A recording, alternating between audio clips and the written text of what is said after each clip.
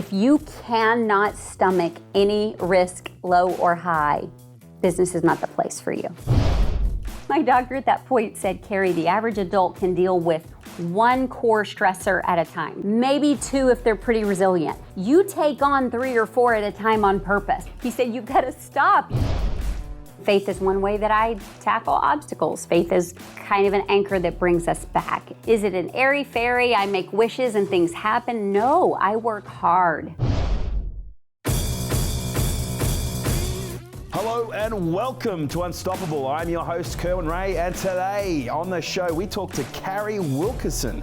Carrie's story is incredible. For those of you who are considering making the transition from a job into the business world or into the entrepreneurial world, but from a home-based perspective, this is incredible.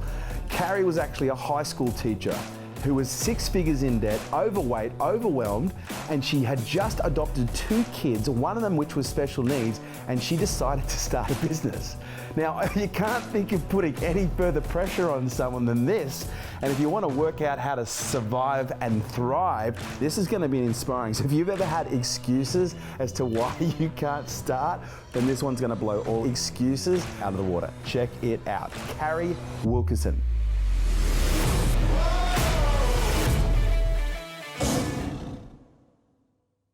This episode is brought to you by Nail It and Scale It, the world's leading fast growth program for businesses. If you have ever wanted to grow your business faster than what you can right now, if you need to make more revenue, if you need more leads, if you need more clients, if you need to know how to plan your business in a strategic way in order to hit big goals, if you need to learn how to scale your business and grow your team and your business so that you have more freedom, then this program is for you. Imagine 3 days immersed with me where we cover all aspects of business, but we do it from an immersive but also an execution standpoint. We execute every step of the way. And we're looking at 5 key areas. We're looking at your psychology. We're looking at your marketing, your sales, your leadership, and we're looking at your planning and how we integrate these 5 key areas to grow your business and your brand quickly. So if you'd like to find out more information, kerwinray.com. But ladies and gentlemen, it is my absolute pleasure, fresh off the boat from Texas, Carrie Wilkerson, thank you so much for coming down. Thanks for having me. It's a real honor. Sit down, it's over. I have no idea. Like I'm dyslexic within my geography. There you go. Yeah. As long as we know how to get on the plane, we're good. Yeah.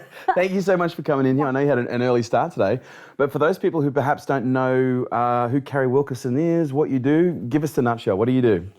Who is Carrie? Who is Carrie? You know, I am just an average, everyday girl who likes to help people see my mess and know that there's hope for them too.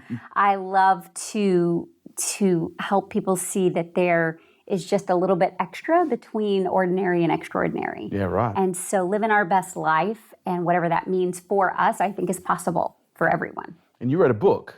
Yeah, a couple. A couple of books? Yeah, Barefoot Executive was my first one. Yeah, that's a bestseller. The Barefoot Executive is about creating an income at home, an executive income at home on your terms with your dress code, my dress code, you know, and keeping your priorities intact. Yeah, so that's for the home-based business owner. Okay. And then the next one's coming out very, very soon. Yeah, very exciting. You have a prelude here? Yeah, it's called Move the Needle. Okay. And we've been working on it a few years. I love that name. Move the Needle, how the tiny transformations that add up to totally and radically change your body, your business, and your bank account.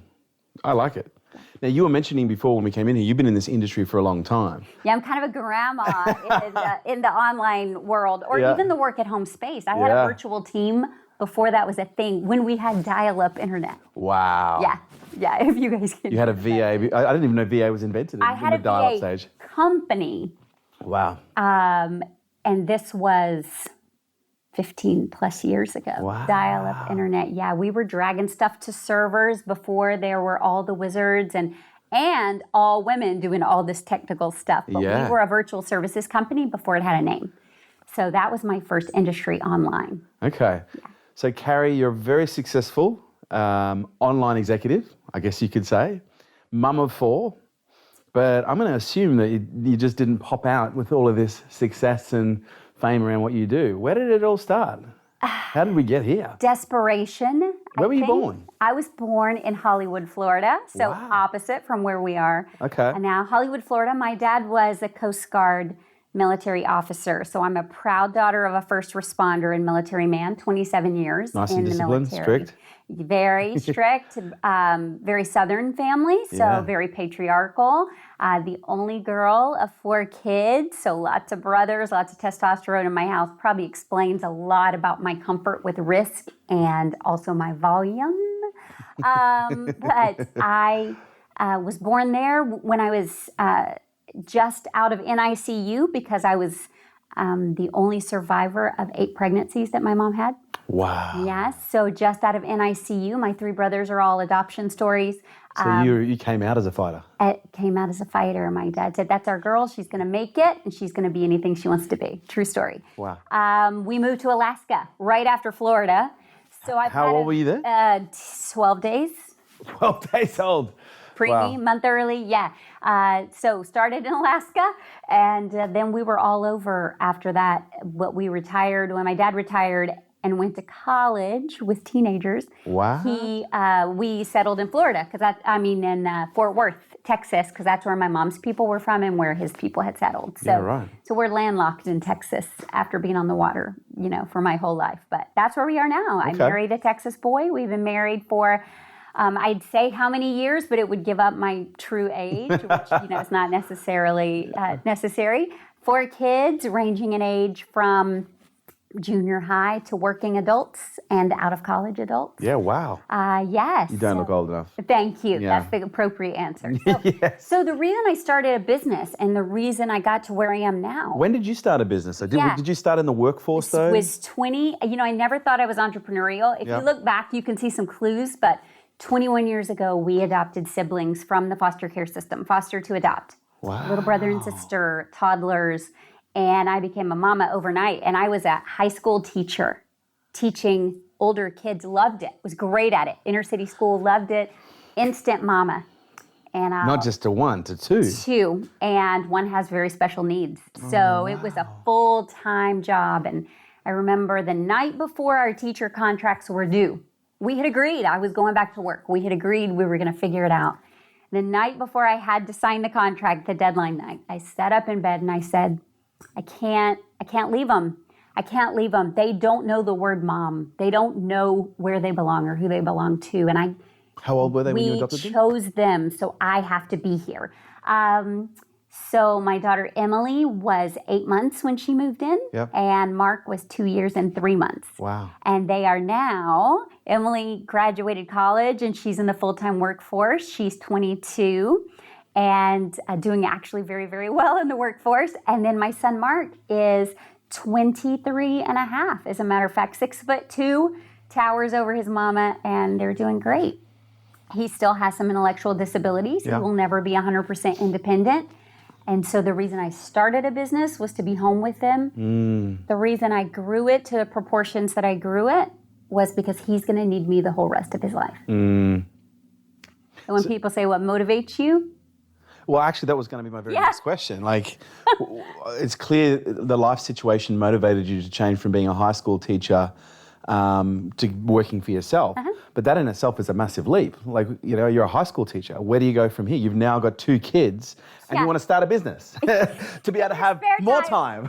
Your spare time. Well, so the beauty of that is, of course, I made the decision over the summer right before contracts were due. So I still had about 6 weeks of paycheck left. Okay. When I look back now at what we were making combined, I don't know what he was thinking. What he said to me was, we'll figure it out. You've always figured it out. I know you will create this out of something. We'll eat rice and beans. We'll do whatever it takes.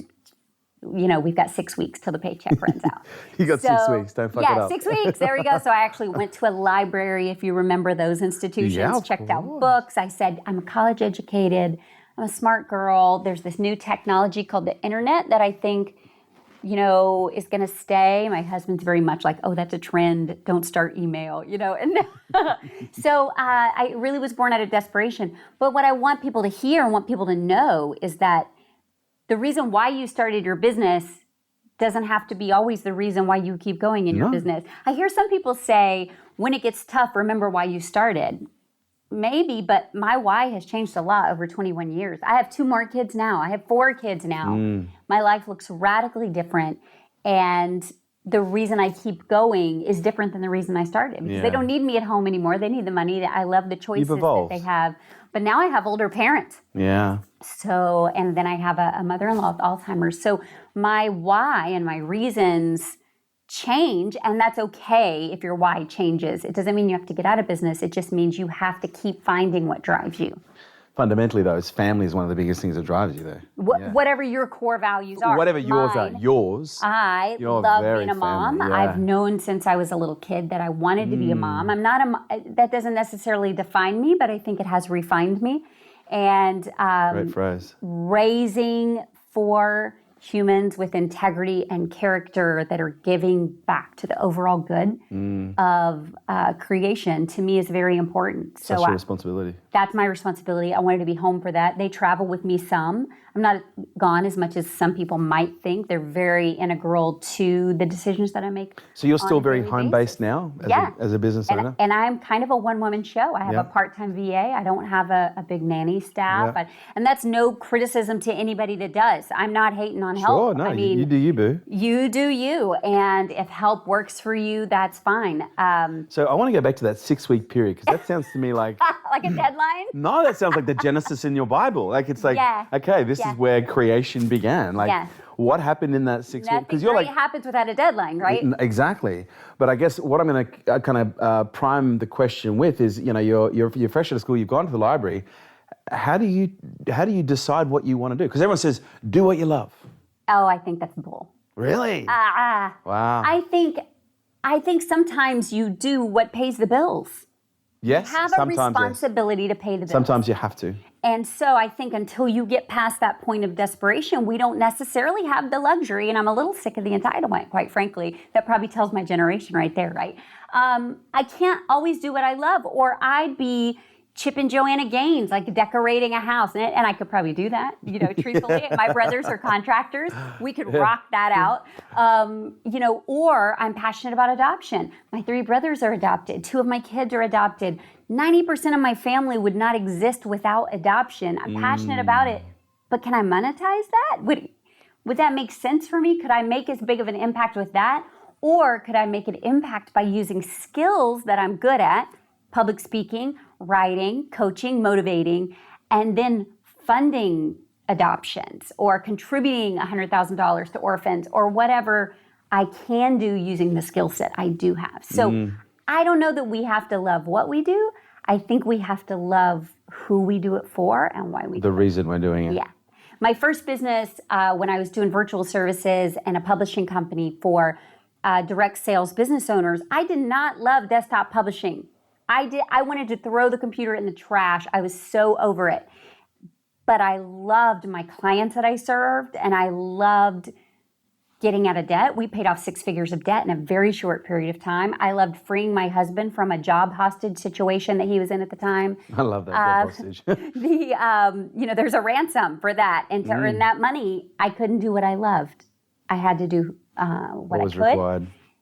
For the people that I loved. So what was your first bit? Like, what was you're out, you've come home, you've got all your books in the library? Yeah, so I actually started multiple things. The build-up is intense right now. Everyone's on the edge. I had stacks and stacks of books everywhere. This is also in my book, The Barefoot Executive. I said I wrote the book I wish I'd had. Because at the library, I did not find a lot of good answers. And there was no searching on the internet at that point.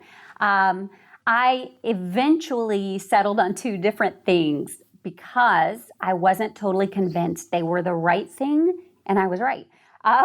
One was direct sales. So I jumped into a party plan company because this was 1998, and work at home opportunities, it just wasn't common like it is now, people working at home. So I jumped into a party plan company where I represented a company with a turnkey marketing plan, and I did home parties and sold things, right? That was my first business opportunity. At the same time, I couldn't leave the internet alone. I had a laptop that I had gotten as part of payment for consulting with a school district that I was working with. See, even there I was hustling. And I said, let me do some of what I was doing for your marketing and your outreach on campus. Let me do that at home with the computer. I'll send you the results at the end of every day, and you can pay me, you know, on a set basis. So I was doing virtual services even at that point in 1998, which is a little unheard of. Called an attorney that I used to work for. I said, I have this laptop, I have this cord, I have an internet, and I think I could call all your payables. I know you're busy in the office and I know this is not getting done. Why don't you let me call your payables, follow up with emails, do a marketing campaign? So I was hedging both of those bets. I don't recommend that. I really think it's better to focus on one thing at a time, but I also know me. And I had to figure which one worked. I did very well in the direct sales company, earned free cars, trips, jewelry, the whole 9 yards, did great, burned out within 3 years, but then married that business with my services business, created a service for that type of business owner. For that industry. And made multiple millions of dollars doing templated desktop publishing newsletters. Think Dan Kennedy, but for pink Cadillac drivers. And that's what I did. Sold that business in 11, I think, because that's when, right after my... Did you build that up to a team online? Oh, yeah. Yeah? Yeah. Some of them I still have never met. How many was on the team when you built it? I think our maximum team was 14. Okay. We were serving 1,700 clients a month with recurring billing. We were also at the forefront of recurring billing, right? Stu McLaren would be so proud. We had a membership service-based business, and we first took checks. That lasted 1 month, and I said, we're growing so fast, there's no way we can scale that. We went to QuickBooks, and at the time, there was nothing online that would recurring bill. So QuickBooks, every month, my husband would sit there and process those charges one at a time as they grew and grew and grew. Finally, we were able to switch to, I think it was probably, the grandfather of One Shopping Cart, Tom Antion, the whole 9 yards. I mean, we've been there. I told you I was the grandma in this industry. And so we used all of that online, what people would call internet marketing technology. I brought it to this service business. As a result, I said, I think there's something else we can do. And closing in 2007, 2008, I was thinking, I think we're about to have an economic incident. I feel like there's a recession coming up. I feel like something's going to shift, and I don't want this to be our only income. Now, we were killing it. We were crushing it. It was so great. Great salaries for the people working with us. We were really helping a lot of people. I had retired my husband, paid off all the debt, had 4 kids by this point. The youngest was 10 weeks old. And joined Yannick Silver's mastermind because I wanted to start an online component of a business. At that point, my nickname was the Barefoot Executive because I came down the stairs one day super fat and happy and pregnant. And my husband said, you are living your dream. You're at home with your kids. You're about to give birth. 2 of them were being homeschooled at the time. And I was creating an executive income and empowering 10, 15 other women to do the same. People were asking me to come speak. Like, I never intended to be a speaker. Yeah. Come tell us what you're doing and how you're doing it. Come talk to us. And I never wear shoes when I'm home. So he said, you're a Barefoot Executive. You need to write a book. You need to write a book called that. And so instead, I started a website. Tim Kerber, Ryan Lee. I went through a program they had for membership sites. Wow. Yeah. Launched the Barefoot Executive August 27th, 2007 with a 10-week-old in my arms. And the rest, as they say, is history. It took off like crazy. And I started to see where I was getting asked to speak for companies that were competing with the services company, meaning I only served one direct sales company at that point. Right. I had other companies calling me to speak. So my personal integrity, I felt like that was a conflict of interest. So I sold the services business. Right. Sold it and put all my energy into the Barefoot Executive. Another deadline. I think if you were to look at maybe a secret to some of my success, it would be hard and fast deadlines and holding true to those. Why are hard and fast deadlines so important to you? And what does that mean, a hard and fast deadline? Well, so when I decided to start my website, my business was, I think people are very comfortable being a little uncomfortable. They're pretty comfortable being in debt. They're pretty comfortable mixing their money and embezzling from themselves. And that's why they don't know how much their business is not making, right? They don't want to be accountable for it. We were really crushing it in this business, but I wanted to start a website, the Barefoot Executive. So I said to my family, meeting of 6, baby, 4-year-old, the family, Mom's going to start a new business. And this was business number 2. Mm-hmm. Yep. It was pretty much business number 3 because of the direct sales business, but profitable, we'll say wildly profitable business, that I owned. Mom's going to start a new business, and I know I'm already busy, and I know that you love it when I chill with you, and I know things were just kind of easing up with the other business, but, and this was in August. I said, I just booked us a vacation to the Turks and Caicos for spring break to go to the Sesame Street Resort, where Elmo lives and Zoe lives.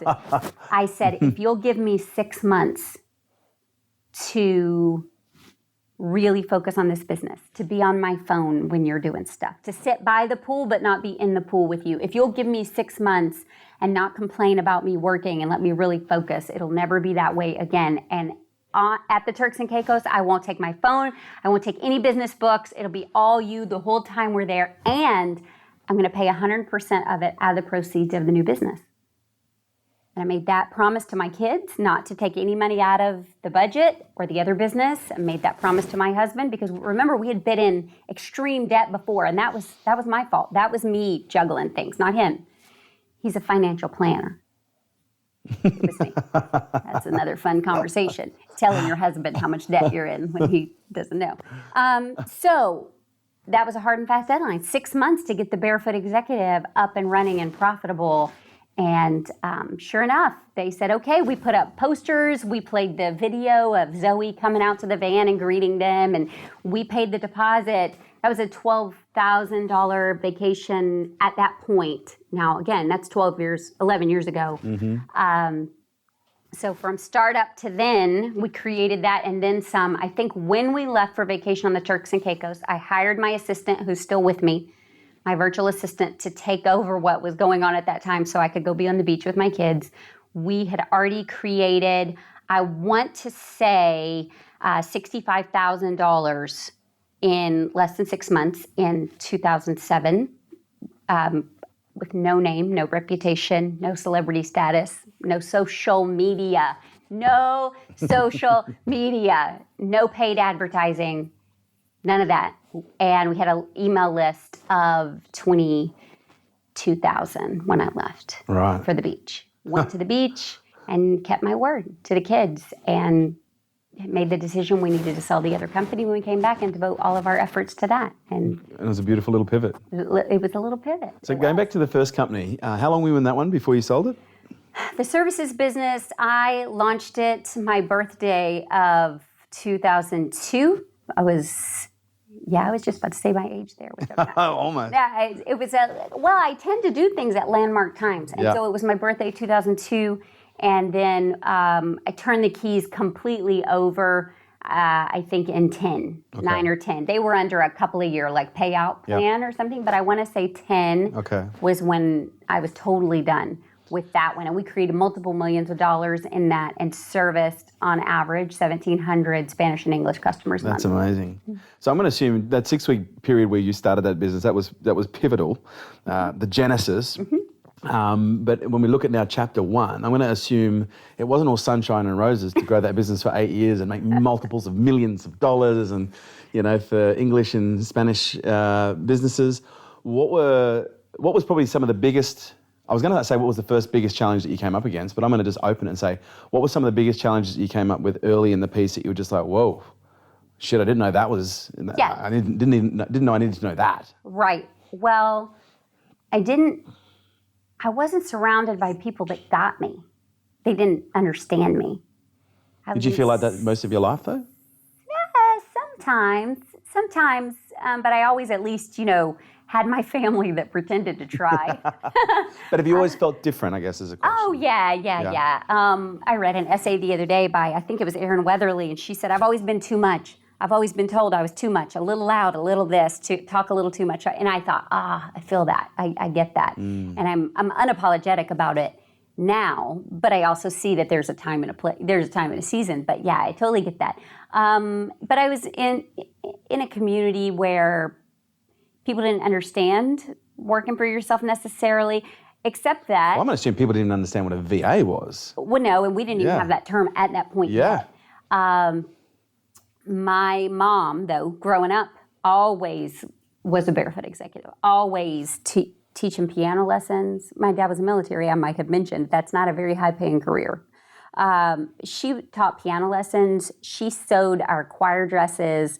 She altered band uniforms. We did craft shows. My mom could create money from her skill set or her resources, always.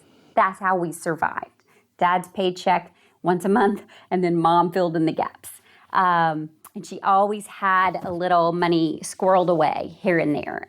You always knew that if you needed something, mom had a little cash tucked in somewhere, because we weren't credit card based at all either. So I did watch that, but then it didn't translate digitally to me necessarily. And so the internet was really foreign to people. We weren't texting yet still, really.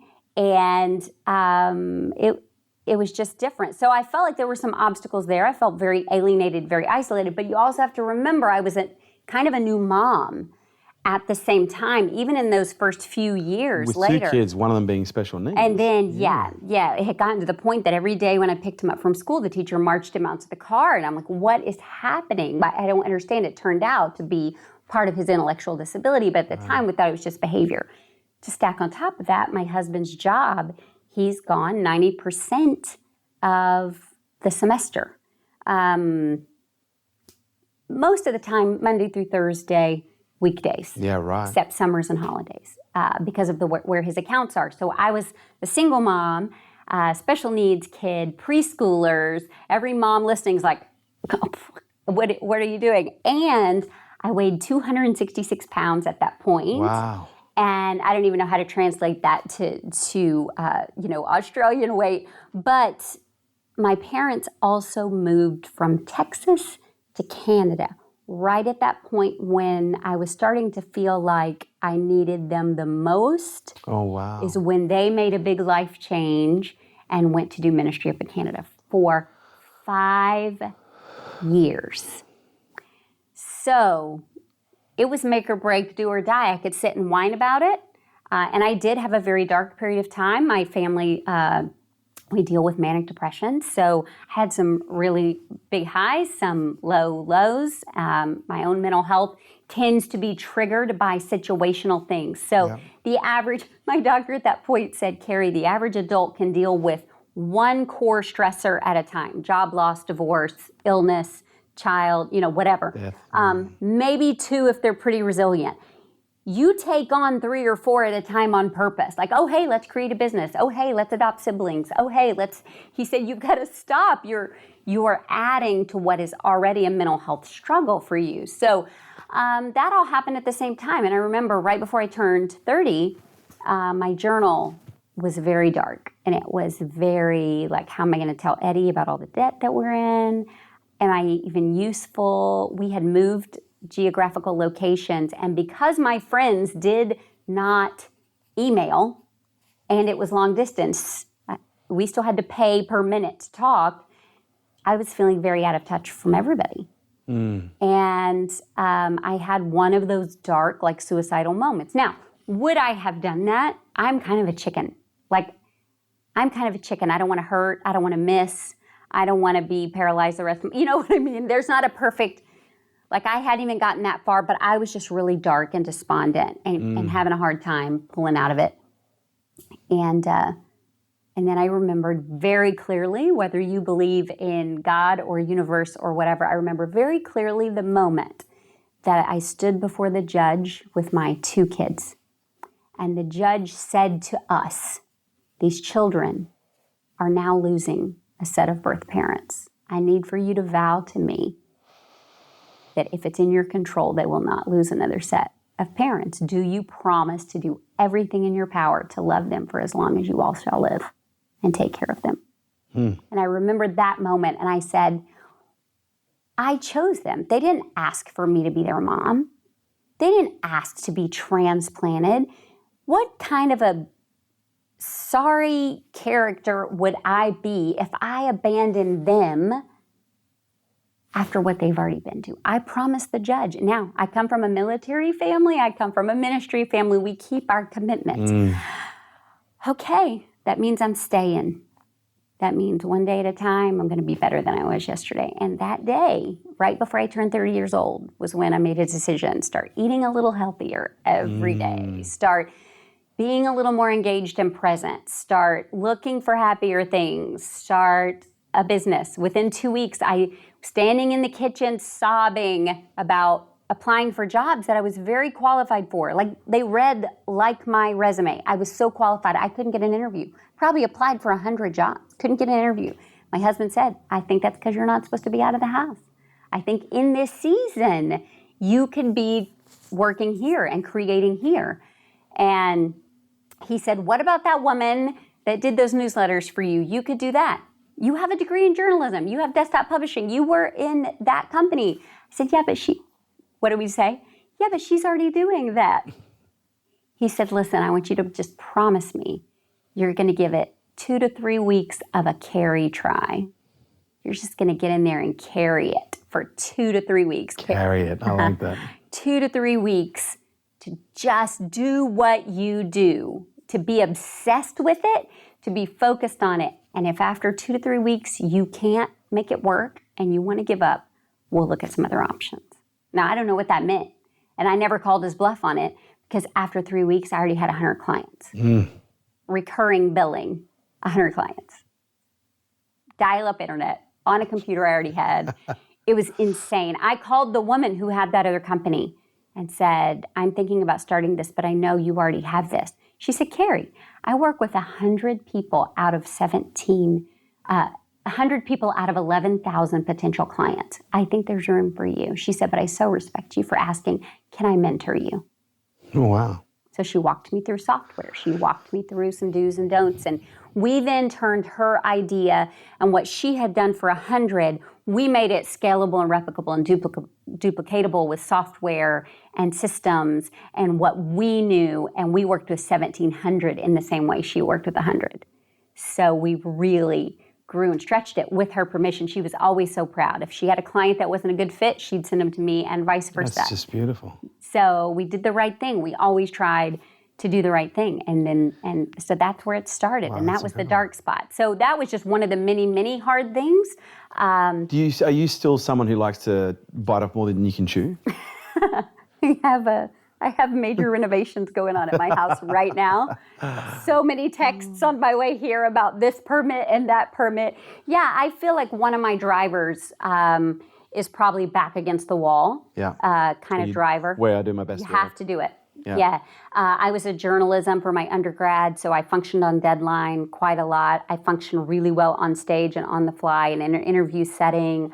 I would probably be really good at what do they call the comedy where you improv? Improv, yeah. So a lot of my speaking is improv. Probably the first 20 minutes of every keynote I do is a lot of improv based on where I am and who's there and the feel I get from the room. So I create projects and deadlines to challenge I see that myself. as a very common trait with people who are overachievers at the highest levels. They like to be busy. They like to be doing lots of things. But one of the things that I've seen is a key thing that distinguishes, good from, absolute greatness. It's not the absence of mental health issues. It's not the absence of stress. If anything, I'm seeing a lot more stress across the board. I'm seeing mental health issues being exacerbated at a whole nother level now with the level of transparency that the internet gives us. And also by the fact that business has been put on this pedestal to be quite celebrity, and so a lot more people now who are doing it that wouldn't have perhaps done it before. And so mental health issues, suicide, like all these stress, all at all-time highs. But what I've noticed with some of the elite performers is they have their rituals, and their rituals are, okay, if I've got a mental health, if I'm experiencing, okay, I can feel a bit of the dark creep coming in, okay, this is what I do. I'm feeling a little bit stressed, this is my process. Have you developed some processes that you can walk us through that would be good for, because I have no doubt there's probably at least 100 or 5,000 women or 50 million women out there listening going, oh my God, she sounds like me. Or men, or men even. Yeah, exactly. So we don't have to be embarrassed about mental health, but we also don't have to use it as a crutch either. Just like diabetes or heart health or other things, there are treatments, there are experts, there are warning signs, and we have to see people about it. So don't use it as a crutch or a reason why you're not doing something. One of the things I love to say and work with my clients on is we have to turn our excuses of why we're not doing things. For instance, son with special needs, husband that travels all the time, aging parents, obesity, social anxiety. I could have turned all of those into reasons why I could not have a business or be on stage or be any kind of, presence. Instead, I flip it and I turn those things into reasons why I must do those things. My son has a disability, so I must fund his choices and his life. Is this a conscious process where you look at something and you go, yes, right, I write them down. I write them down and I flip it. If I find myself excusing myself, I flip it. That's the reason why I have to do that. I have a husband that travels. Therefore, I need to be even more present for my kids. I need to be even more engaged with what he knows about them or how intentional we're parenting. Because we have aging parents and he's an only, and I'm the only girl, the nurturer. We have funded long-term care insurance for our parents for over 10 years. And so that they would have choices when they were older. We spend probably a mortgage on that monthly to fund that insurance for them so they will have some dignified choices when the time comes. And I could say, oh, my parents are aging, so I can't work my business. But instead, our parents are aging and one has Alzheimer's. And so that's why we must hustle. That's why we must make wise choices with our money so that they'll have choices when they get older, so that our kids will see what it is to be responsible adult children and, those kind of things. So it's a very conscious process with us. You've inspired a lot of people to follow your footsteps and to get into business yourself. But in terms of the warnings that you give people not to do it, are there any, because I'm curious to know, because I say this all the time, the scroll that drops, people that should not be in business. But again, I also want to touch on the fact that we want to make sure we're not using an excuse as a reason to stay out. No. Most people say, well, I've got manic depression or I've got depression. I can't possibly risk going into business. Some of the best business owners we know are a hot mess mentally, right? Or physically. Sean Stevenson that we just lost, was in a wheelchair and was a little man and had so many physical ailments, and it drove him to be better and better and better. So we've got nothing. When do you tell someone, okay, it's not a good idea for you to get into business? So in my own family of my husband and I and our 4 kids, we're about evenly split. We're half entrepreneurial and half not. And the ones that are not, they like the idea of it, but they're not wired for it. They don't like risk. If you cannot stomach any risk, low or high, business is not the place for you. It's really not. Because you may have an amazing month and then you may have not an amazing month. The recession may hit somebody, your algorithms may be off. And I saw a sale on my way here on Instagram and they were freaking out because somehow Instagram had shadowed them or whatever they call it. Shadow banned them. And so nobody was seeing all their promotions and things, and their cart sales were down 75% on the day of their launch. They have no control over that. It doesn't mean they did anything wrong. It's just some of those things are out of our control. So if risk is something you cannot stomach, you probably should not be in business. If you... I'm an empath, so I feel things very deeply and easily and intuitively. That can crash some people if you can't manage it. If you take everything too personally, if you're too much of a people pleaser, if you are wounded or despondent, if somebody doesn't like you or criticizes you or judges you, business may not be the place for you. Or you need to choose your model very carefully. You need to create a product, not intellectual property. You cannot be your brand if you are too sensitive to criticism, if you can't cope, if you can't work with it, because you know that you could just be doing your thing and somebody's still going to hate. Somebody's still going to, there's still going to be somebody watching this that has something to say about my outfit or my hair or my lipstick or my weight or my whatever, hashtag still fat, whatever they do. And I'm tougher now. Part of that's my age. We'll put a link below for those people, www.fuckoff.com.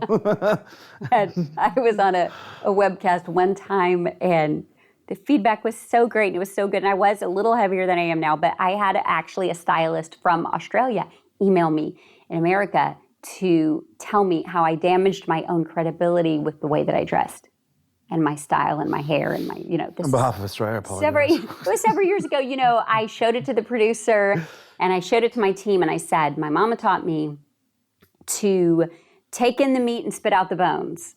And what that means is you say, what of this is true? What of this could I work on? I love that. I love that. What of this is just that person having a rough day? Where does this person need some grace?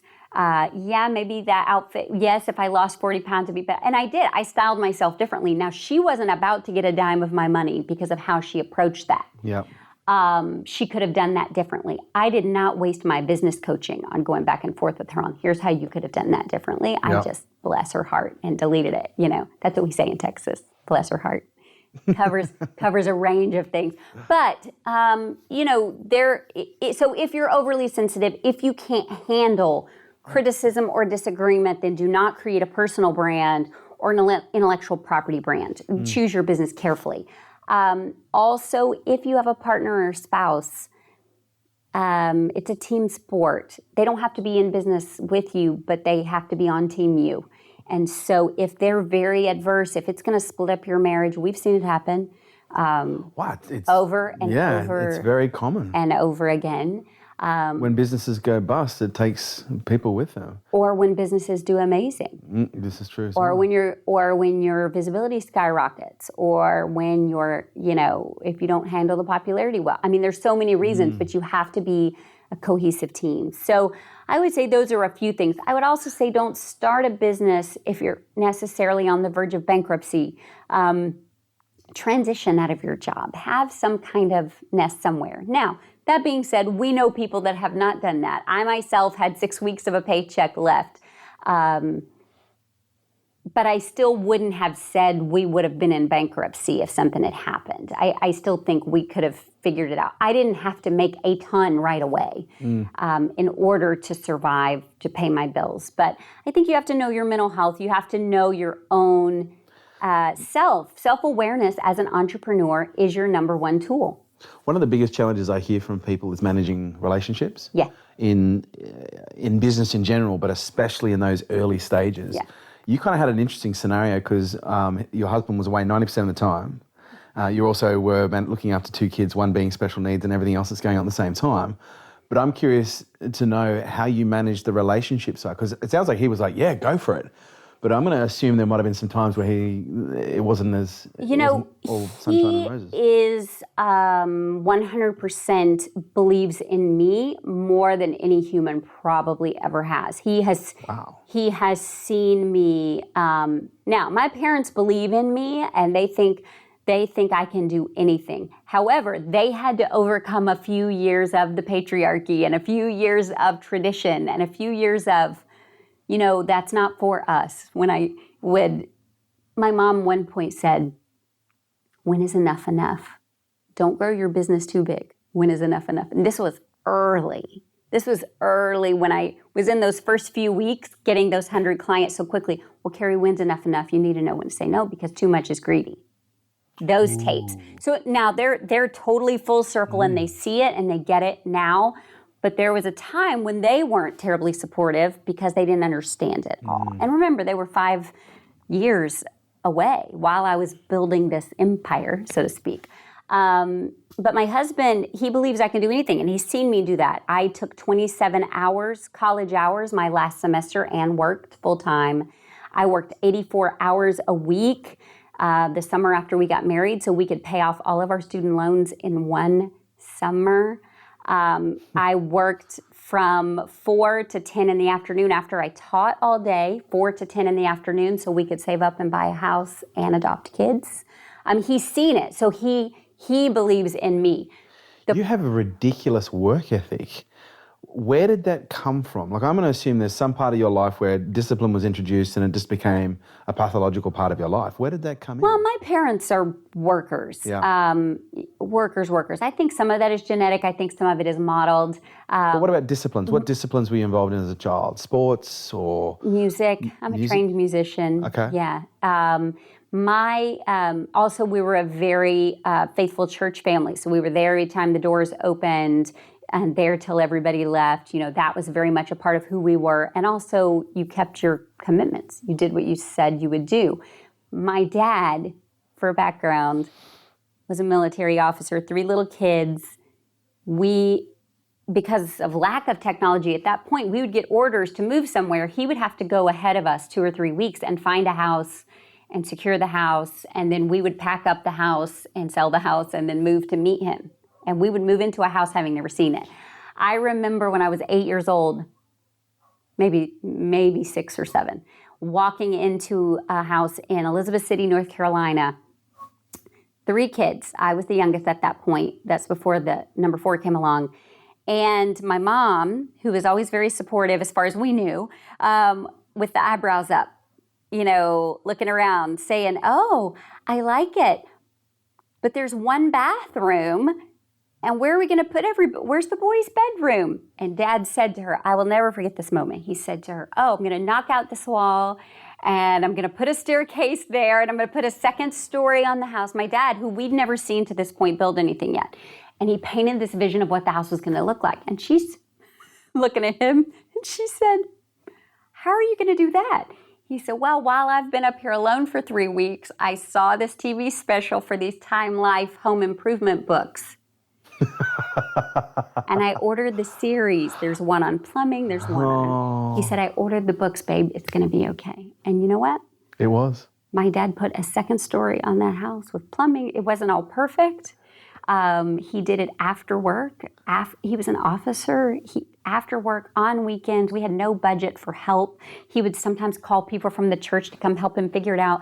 And now he's 81 years old, and he still has these books. If your listeners go to my YouTube channel, there's a mini documentary I made for his birthday about the Time Life books. He still has them. He takes them to disaster areas and orphanages he rebuilds with his senior citizen guy friends.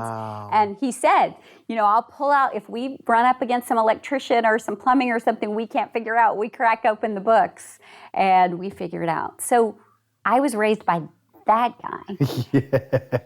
And by a mom who worked like crazy, with every skill and everything she had in her to make every dollar turn into 10, and raised us without any help. And she was far away from her family all the time because we were military. So, I guess I absorbed some of that. But yeah, I like to be busy. I like to be productive. I still like to DIY around my house. I remodel here and there. And in addition to my business, I just got my master's degree this last year. Tackled a degree at my age, same age as my dad when he got his first degree, ironically, because I wanted it. I don't get a raise because I work for myself. It's going to look good on a book jacket, but I wanted it, and I wanted my girls to see that the boys don't have to be more educated than the girls. And I wanted my dad... What's your master's in? Leadership. Wow. Leadership and business, yeah. Okay, nice. Yeah, and mass communication is my undergrad. Very nice. Yeah. Faith, I've heard you mention it a few times. How big a role has that played in your journey?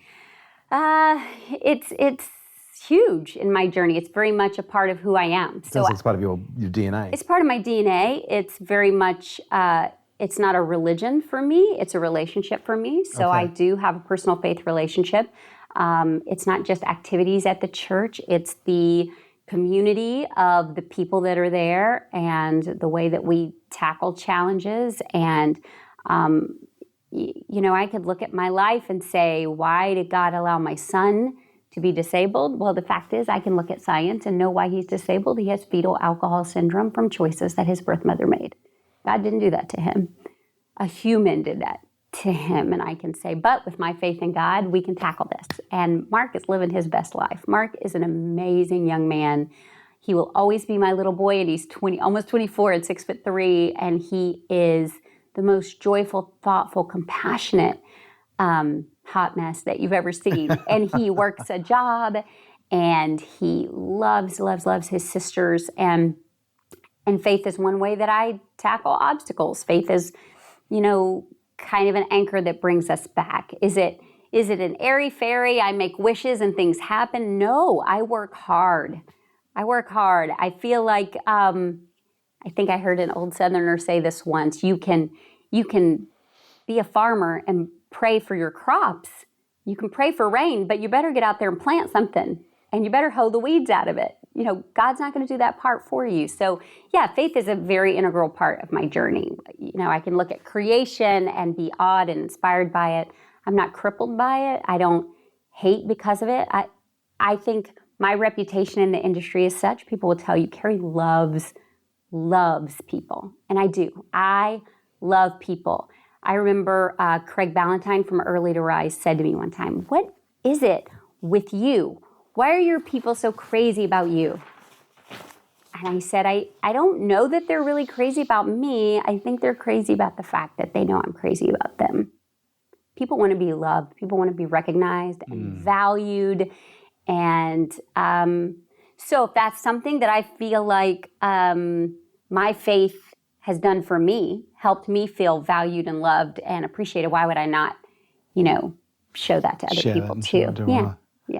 So you then moved into the Barefoot Executive. Barefoot Executive was my website. Yep. Then Thomas Nelson approached me on Twitter and said, would you write a book? You know, it's not supposed to happen that way. You're supposed to write proposals and write chapters. Would you write a book? We've been following your brand for 2 years. Would you write a book? That's when Michael Hyatt was the CEO, and Joel Miller was his business acquisitions editor. We'd like for you to write that book.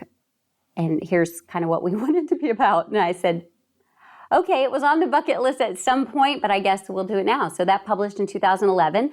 Just sold 2,500 copies yesterday to an organization. So still 9 years later, 9 years later, still selling. And working on the next one. We'll probably self-publish this next one. Okay. So I have more control over updates and marketing and those kind of things. Also, the publishing world's come a long way in the last 10 years. So yeah, I have a book, Barefoot Executive, and that was my brand for a long time, The Barefoot Executive. And some people still introduce me that way. And, you know, when you have a good brand, it's hard to shake it sometimes. Yeah, and it's a solid brand. Yeah, it's a solid brand. It's then been pivoted into something other. You've got the Barefoot Economist. You've got the... Oh, there's the Barefoot Authors now, and the Barefoot... and I get the emails all the time. It was, you know, we spawned a lot of those things, and that's... A lot of people ask me if that upsets me. I'll say, you know what, why would that upset me? That makes me like an influencer of influencers. It doesn't bother me in the least. I can create and innovate faster than they can imitate, right? And I don't even know who said that initially, but it's such a good quote. True. Maybe Rich Schefren, maybe, you know, Jim Rohn, who knows? One of the greats. But so what does life for the Barefoot Executive look like now? A day in the life. Whatever I want it to. Not really. I still work really hard. Yeah. I still work really hard. I still have 2 in school. Yeah. So I still have 2 kids at home. And I tell you what, I love junior high and high school kids. I am really close with my kids, but this is such a fun age. And I love technology with kids. Now, it's hard. I have to be really intentional with them, but one of them texted me on the plane. She and her girlfriends were in the hall, and they're like, what's your mom doing today? Oh, you know her. She's in and out of California today. She'll be here tomorrow for blah, blah, blah. And they're like, let's take her a picture and tell her we love her. So I got a picture of she and 4 of her. These are sophomores in high school, 15, 16 years old, wanted to send me a little picture and tell me they loved me. I mean, what? As a parent, honestly, what more can As a parent and as somebody who really strives to know my kids' friends.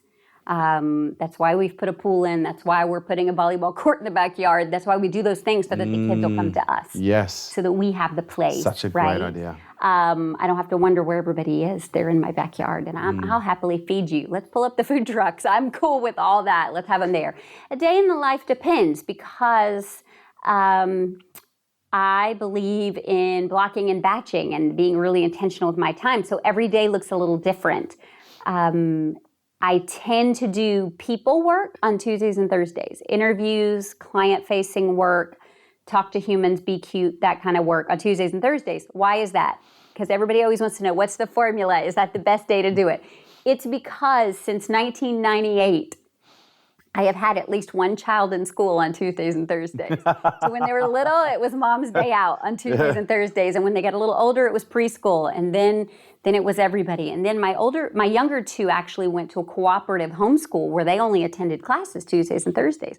So that's when I did my work where I had to have a quiet house or, some kind of peace. So it just stuck, and I still do that 21 years later. Wednesdays just changed. Wednesdays were more of a production day, but now it's a day where I go gather with my faith community in the mornings, and we have a class. And then I'm trying to keep lunch free for like social, to go do those lunches or do those coffees or do those whatever, and then come back into the office in the afternoon. So that's a little flexible right now. I'm still working on that flow.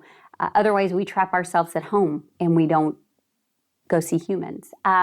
Monday, I don't like to talk to anybody or see anybody. I only do administrative work on Monday, so I take the kids to school. You asked me earlier, and I think we never came back to it, about the routines when I see the dark coming. Yes. Or to stave them off. And I think I don't want to leave anybody hanging about that, because I do think self-awareness is really important. Please, yeah. The sun here is amazing. This would be my office if this were my house. You have to know what some of your triggers are. And I struggle from November to March, because that's when it's a little more gray in the weather. Okay. So I double my vitamin D. I'm very conscious about supplements. I double my D because I'm not getting any sun. I have a desk lamp that shines in my face. My desk faces a window. I have a ring light for video, like all those YouTubers use. I use it on a daily basis just for added light. One of my core routines is to get up at the same time every single day. I did not do that with my older two children. I was the mom that woke up when they woke me up. I shifted. I changed the person that I was, and I started getting up at the same time every day and getting dressed before anyone ever saw me. Get up, dress to work, whatever that looks like. I don't dress like this every day, but dress to work. I don't take the kids to school in pajamas. I don't hang out like that. I dress like I need to feel. If that makes sense. Sure. It helps me control my weight too. A lot of times we expand to fit our clothes. So I started wearing we after wear I lost clothes weight. that expand with. Right. So those are some of my routines. Coffee is part of my routine. A lot of people, I tweet and post about coffee a bit. I really only have about 1 cup a day. It's a good size cup, but about 1 cup a day. But it's not because I'm addicted to caffeine. It's because it's part of my routine. And it's a routine that makes me feel very connected to my dad and my grandmother. I never remember them without coffee. And I remember being a little kid thinking, waking up to that smell, watching the routine of them making it, and thinking, I can't wait to be grown up like them. I want to be like them when I grow up. And so that's part of my routine. So some things that ground me like that. I have certain playlists that I listen to. I am a big fan of scents, like essential oils or sprays or perfumes. I, no kidding, have a perfume called Amazing Grace that when I feel like I'm beating myself up, Amazing Grace is what I wear that day. I have Happy by Clinique that, no kidding, some days it's happy days. I have Beautiful, I have Coach, which, they need to call that first class. Why do they call that Coach? I don't even understand. But there are things, I have Wonder Woman pajamas. I have things that are external manifestations that help me feel stronger, like the Amy Cuddy Power Pose, right? I think we have to be self-aware. So you also have to be aware of your fuel. How are you feeling your body? If I'm feeling really down and draggy and sluggish, I can almost guarantee you I've had too many processed carbohydrates or junk, and I need to really watch my intake. Maybe I haven't been around humans enough. Maybe I've been focused too much on me instead of this. Maybe I need to go outside. So lots of those kind of routines. Set sleep schedule, scents, make sure you feel cute. A lot of times when you're feeling down, you get into this funk. If you dress as if you're going out or as if you feel cute, the truth is pushing yourself. A friend of mine says, I can tell you're pushing today. They know when I'm dark. I can tell you're pushing today because that's when I will force the shower and force the hair or go to the dry bar or go get my nails done or whatever that's like to act as if until I can become. Not that we can always overcome it. Some days, there are days you need to have the 6-hour nap. As long as you're not endangering anybody or neglecting, life. If that becomes a habit, you need to get some help or medication. I'm very conscious with the vitamins that I take. They have extra B vitamins in them because I can tell that elevates me a little bit. So Those are some of my routines. I do try to unplug one day a week. It doesn't mean I do a total digital detox. It means, you talked about Genesis earlier, it means the Sabbath. It means the day off. It means don't hustle that day. Don't grind that day. Be with humans, eat good food, watch a movie, do something that fills your soul. Listen to a waterfall, play, whatever that looks like for you. We are not designed to be the Energizer Bunny. We're not designed to go and go and go. We're designed to go and pause and go and pause. And so I think programming in the pauses is really important. It's been an enlightening conversation, Carrie. Thank you so much. Now, I'm assuming what's next for you is the book, Moving the Needle? Yeah. When's that due? Overdue. It's overdue. Oh. It's overdue. So it'll be any minute. Okay. So what's next is now, for the most part, I'm full-time speaking and consulting. I routinely speak to audiences of 3, 5, 15,000 in conferences, and that's my favorite thing to do. The travel is not my favorite, but that's my favorite. So we're ramping up the speaking a little more. I got permission from the kids this year, and that'll sound really probably backwards to our female power audience. But remember, I said if you know what your core values are, you can respect those. Kids and I had a conversation. I said, listen, I'm getting a lot more calls to do speaking, but I'm still only doing 2 a month. And they had a little conversation. They said, Mom, we love having you here on the weekend, but if you wanted to do 3 a month or 4 a month, or even more in the summer, whatever, we get it. And we think you need to be doing what you need to be doing. You're so good at that, Mom. Why would you not be doing that? We're old enough. We've got this. We're okay. And it was, I needed that. I needed to know I wasn't taking away from them. I needed to know that it was the time to turn up the dial. So speaking more, and the book comes out next. And after that, who knows? It's an interesting adventure or nothing at all, right? I have my third one's about to be driving, so that'll be interesting. That'll free me up a little more too, because the mom taxi cab will be able to slow down a little. So that's a million miles an hour. A million miles an hour, and that's the way we like it. And that's the way you like it. That's I was just going to say that's the way you like it. We're busy. I'm renovating the house little by little, so that's kind of fun. I've been looking around for inspirations here because I am landscaping the backyard to go with the pool and creating the oasis there. Because now, don't tell my husband because he doesn't know this yet, but my bedroom kind of overlooks the backyard. And I already have preliminary plans to bump out one of the walls and put in a mini office, like a writing office that overlooks the pool. Oh. So that I could kind of have 2 different workspaces in the house. That's another routine. See, some of these are so intuitive, we forget we have them. When you're in a funk or when you're in a rut or when you can't feel motivated, change your scenery, change your scenario, do something different. So if I had a different spot that was a writing trigger or a creating trigger, I would love to do that. And the sound of the waterfall and the view out there, I think, would be really helpful for me. So we'll see. That maybe next, maybe not. I think there's another book in you called Designing Your Life. Maybe so. I think so. Maybe so. You're very together. Carrie, it's been a real honor and a real pleasure. Where can we find you? Like if people want to find out more, where they can buy the book, The Barefoot Executive, the next book? Yeah, so it's on Amazon.